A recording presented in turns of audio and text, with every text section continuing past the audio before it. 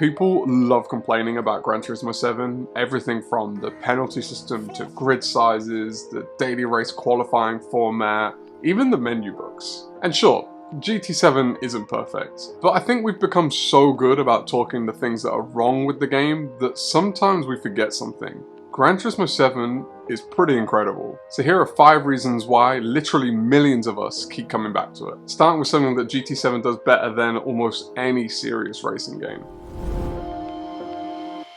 The first thing GT7 gets absolutely right is just how accessible it makes competitive racing. Because to play Gran Turismo 7 you need a PS5 and a controller. And do you know what you need to compete at the absolute highest level of the game? The PS5 and the controller. You don't need a gaming PC, you don't need a direct drive wheel, you don't need low top pedals, you don't need a sim rig taking up half of your living room. And don't get me wrong, those things are great. I love sim racing equipment just as much as anyone. But the point is, this isn't the price of admission. Calster undeniably proved that when he qualified for the Gran Turismo World Series using a controller. And just think about how ridiculously impressive that is. The same controller that you get in the box with your PlayStation is capable of taking you from your first ever online race all the way to driving with some of the best Gran Turismo drivers in the world. And I think that's something that Gran Turismo deserves a lot of credit for, because accessibility hasn't come at the expense of competition. You can be sitting on your sofa playing casually for a couple of hours. You can stick a wheel on your desk. You can build an entire aluminium profile with expensive pedals and a purpose-built seat. Or you can become one of the fastest drivers in the world using a DualSense. GT7 doesn't really care. It gives all of those people somewhere to race. And once you're here, there's an enormous amount of skill that you can actually develop. Which brings me to point number 2. Now, being accessible doesn't mean that GT7 is easy, because underneath that low barrier to entry is an extremely high skill ceiling. And more importantly, the skills that you learn here don't just make you better at Gran Turismo. From learning how to find a braking point to trail braking, weight transfer, finding the limit of grip, even racecraft or driving consistently under pressure. Then you've got tire management, fuel saving and strategies you get into longer races. These are racing skills. And we've even seen what it looks like when some of the faster Gran Turismo 7 drivers take these skills somewhere else. Rory, Kizzy, Sparks Theory and Hodgson GT are one of the latest examples, taking on iRacing, a completely different sim with different physics, different cars, different tracks. And they've been able to hold their own. Of course, there are things that they have to relearn. Being one of the fastest in GT7 doesn't mean you're immediately going to jump into another title and be the fastest there. But the foundation is already there, and I think that's an important distinction. GT7 isn't just good at teaching you how to be good at GT7, it's teaching you how to race. And with millions of people all learning these same skills, you need somewhere to actually race against them. Which brings us to number 3. Gran Turismo 7 has one of, if not the biggest player base when it comes to racing games. And that matters because a racing game is only as useful as the people you have to race against. And in GT7, you've got options. If you just want to jump on a race, you've got 3 daily races running all week.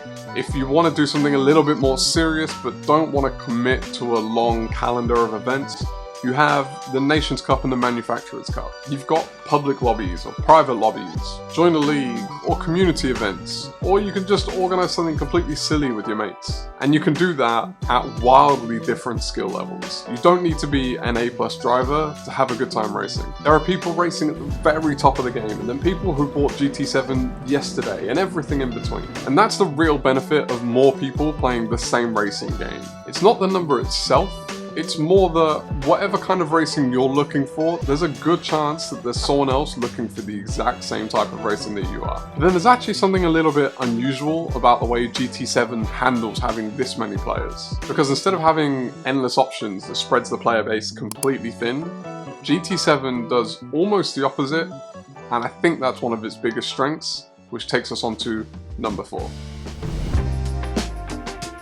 Now, I've seen many people complain that daily races aren't actually daily. We get 3 races, they stay the same for an entire week. Surely that'd be better if they changed every day, right? Well, I actually think the opposite. For me, a week is almost the perfect amount of time. we're not all playing for 8 hours a day. You might just have 3 or 4 hours spread across an entire week. And that gives you time to learn the track, figure out your car, improve your qualifying time, and figure out where you should probably overtake, and even where you probably shouldn't. By the end of the week, you're not just racing the same combination that you were on Monday, you've actually learned it. But there's actually another reason I love this system, and that's because everyone else has learned it too. And I think that's something we've lost, is that shared experience in modern entertainment. There was a time when everyone would watch the same TV show at night, and then the next morning when you go into work or school, we'd all be talking about the same thing. Who is she? Who is she? Who is she? Where did you find her? Now we've got Netflix, YouTube, Disney+, Prime, Apple TV, and millions of other things that we could be watching. We have more choice than we've ever had, but we're rarely watching the same thing. Gran Turismo 7 feels like the opposite. For 1 week, this is our race. When I watch another GT7 creator, there's a good chance that they're racing the exact same combination that I've been racing. So when they come up to that horrible corner, I know exactly why they're nervous. When it's the final lap and they're in a close race, I know when to expect that last desperate overtake. And when they finally nail a qualifying lap, I know how difficult that lap was. And yet, the racing itself never feels exactly the same.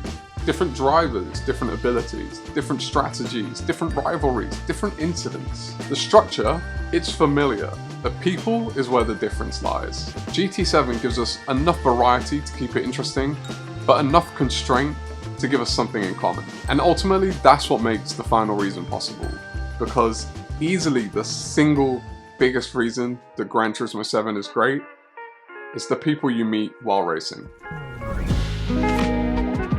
At some point, the people you're racing against stop being just usernames above cars. You start recognizing them. You see the same person in a daily race a couple nights in a row. You see them in someone's stream chat. You join a Discord. Maybe you even end up in a private lobby together. And before you know it, the racing almost becomes secondary. I've met people through this game that I talk to almost every day, and I'm definitely not unique in that. There are friendships that have started in this community just because two people likes driving simulated race cars around simulated tracks. People race together, they help each other get faster, they create leagues and organize events. They spend hours hanging out in stream chats and support each other's content. Some have traveled across the country or across the world and met each other in person. And because this community is so big, there isn't just one GT7 community.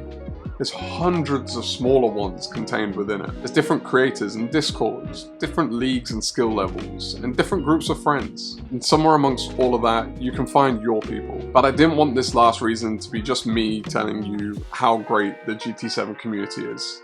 So I asked some of you what this community means to you.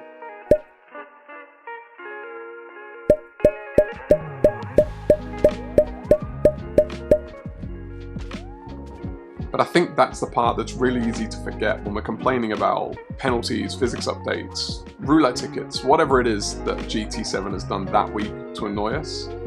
Gran Turismo 7 isn't perfect, but it doesn't have to be perfect to be great, because ultimately, cars and racing might be what brought us together, but the people are why so many of us stay.